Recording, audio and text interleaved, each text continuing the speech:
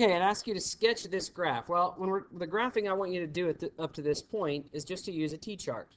So we want to plug some values in for x and then see what happens to y, or the f of x, and then determine if we can get a good idea what the graph looks like. So I'm going to make a table. And this is going to be an easy table to do because the math here is not hard at all.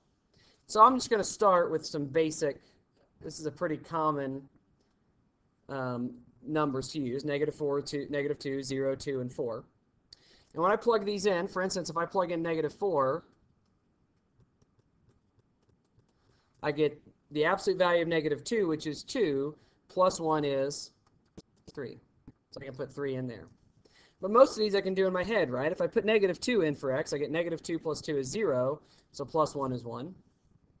If I plug in 0, I get 0 plus 2 is 2, plus 1 is 3. If I plug in 2, right, if I plug in 2, I'm going to get 4 plus 1, which is 5.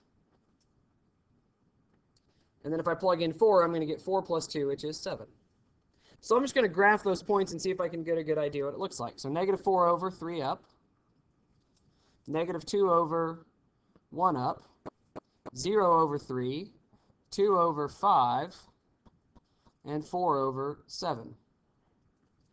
And if you look at this, absolute value always makes a nice V shape. That's something you should know. It could be a wide V or a narrow V, but it always makes a V.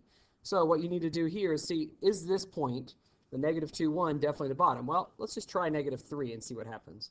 If I put -3 in, I get a -3 plus 2 is -1, absolute value is 1, and so that's going to be 2.